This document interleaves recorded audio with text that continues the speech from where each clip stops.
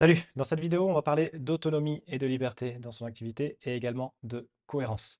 Euh, je vais remettre un peu de contexte. Récemment, j'ai fait un appel avec une personne donc je la questionne, je lui pose des questions sur qu'est-ce qui l'anime, ce qui est important pour cette personne, et elle me répond que c'est l'autonomie et la liberté.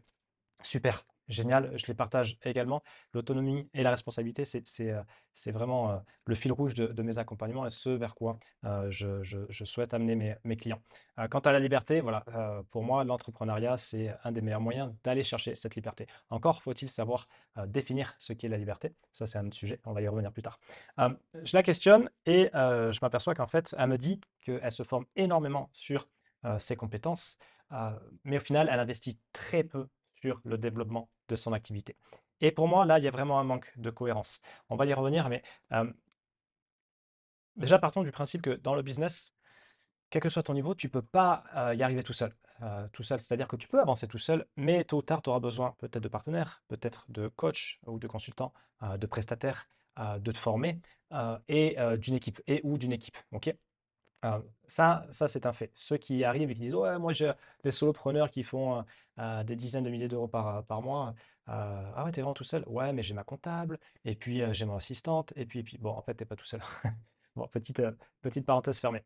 Mais, ce que je vois beaucoup, beaucoup, chez, des personnes, surtout des pros de l'accompagnement, c'est que, ils investissent des sommes monstres dans de la formation et ils ont raison.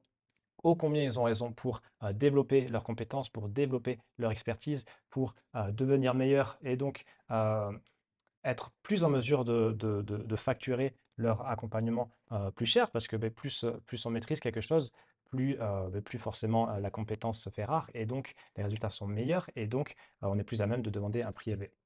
Ils ont raison. Moi aussi, je me forme régulièrement, c'est important. Bien sûr que c'est important, tu ne veux pas végéter. On va y revenir aussi sur ce point.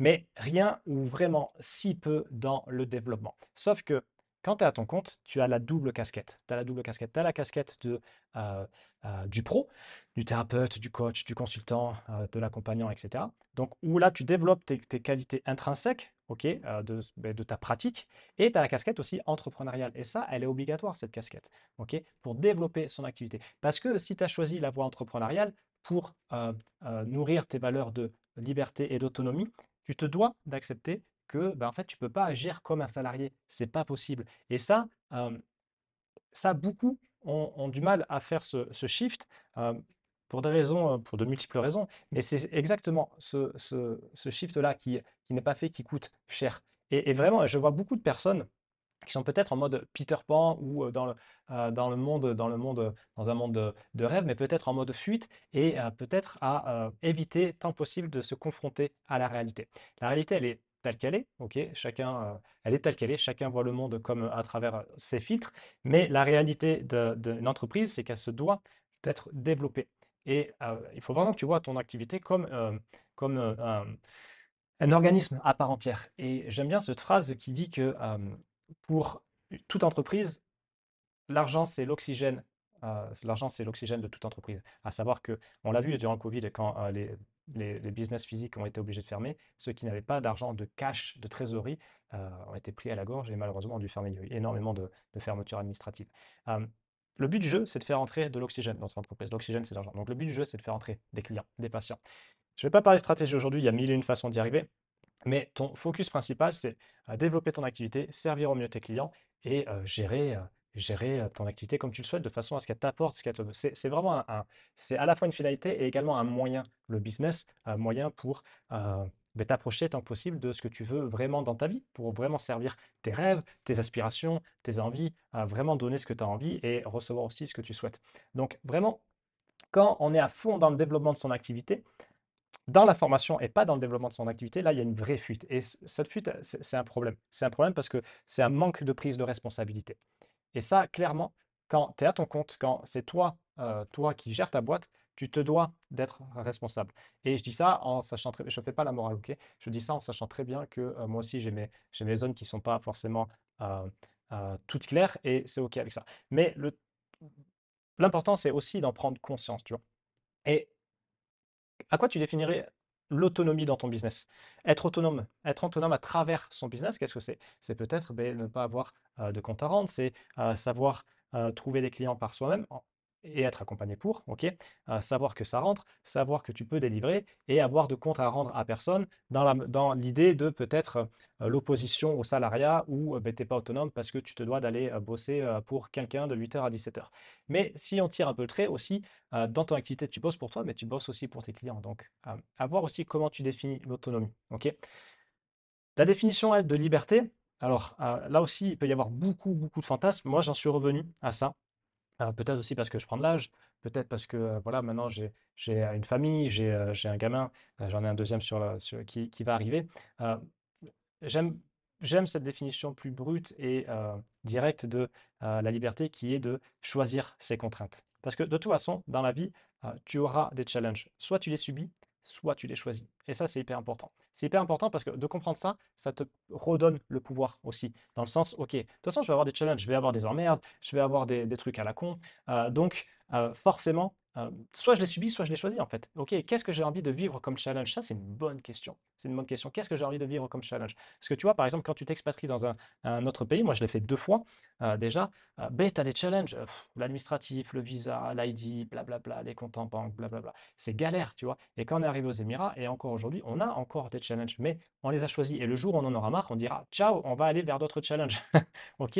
Parce que chaque challenge après permet aussi de te faire évoluer. Donc si tu les choisis en conscience et par rapport à ce qui est important pour toi, ça te permet d'avancer. Et cette notion de challenge, elle te permet aussi d'évoluer et donc de grandir. Et c'est une notion importante aussi dans cette composante cette idée de flow, c'est que euh, tu as besoin de challenge pour grandir parce que c'est ça aussi l'épanouissement. Cette notion de flow, c'est pas le résultat, c'est le moment, et c'est que tu es suffisamment challengé pour solliciter tes compétences, pour y arriver, et tu sais que tu peux y arriver, et ça te met un peu en difficulté, mais tu y arrives, tu es quand même dans cette notion de maîtrise, tu vois. Et pour revenir à l'autonomie de tout à l'heure, la notion de maîtrise est aussi importante, tu vois. Donc, les challenges, tu peux ça se passe un challenge, tu vois, ça se dépasse un challenge. Donc vraiment, cette idée de les choisir. Et ensuite, cette notion de cohérence, autonomie, liberté, oui, je dis ça, mais en fait, entre ce que je dis et ce que je fais et ce que montrent mes actions, il y a un monde d'écart. La cohérence, voilà, je ne vais pas parler d'alignement, mais c'est vraiment, ok, est-ce qu'il y a de la congruence entre ce que tu dis et ce que tu fais? Est-ce que tes actions reflètent tes valeurs hautes? Est-ce que tes actions reflètent ton discours? Oui ou non? Et il y a vraiment c'est pour ça que je suis assez sobre sur ces sujets de grande vision, etc. Parce que je pense que, perso, hein, c'est ma vision, mais il y a beaucoup, c'est mon opinion, mais il y a beaucoup de bullshit, tu vois, dans les deux sens. Donc vraiment, l'idée, c'est vraiment d'abord d'être au clair sur ça et d'arrêter de se mentir, parce que tu peux pas parler d'autonomie, de liberté, quand en fait tu fais rien pour aller la chercher, quoi. Tu vois, putain, mais est-ce que tu peux te regarder dans une glace? Tu vois, c'est pas cool ça. Et de toute façon, quoi qu'il arrive, tu vas évoluer. Tu vas évoluer, c'est la nature même de l'univers de la vie, c'est qu'il y a du mouvement. Le jour où il n'y a plus de mouvement, ça signifie qu'il y a la mort. Et l'évolution, elle est naturelle. Et naturellement, la nature même amène vers plus de croissance. Les végétaux, ils poussent, ils grandissent. Un enfant, ça grandit, etc. On va vers plus de croissance. C'est ce surplus de croissance qui amène la vie, qui amène l'évolution, qui amène le fait que voilà, tout est en place parfaitement et tout roule, tu vois. Sinon, ça végète. À quel moment comment tu choisis ta croissance? Et est-ce que déjà il y a une croissance, tu vois? Quand tu parles d'autonomie mais que tu ne respectes pas, quand tu parles de liberté mais en fait tu es libre de quoi? De pas grand-chose. Et si ça te va, c'est OK. OK. Donc ne pas tomber dans le fantasme à un opposé et ne pas tomber non plus dans le trop négatif à l'autre opposé. C'est vraiment trouver son juste milieu par rapport à ce qui est important pour soi.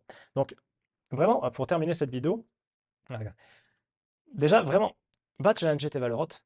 Est-ce que c'est juste pour faire joli? Est-ce que ça fait bien sur les réseaux sociaux? C'est Instagrammable?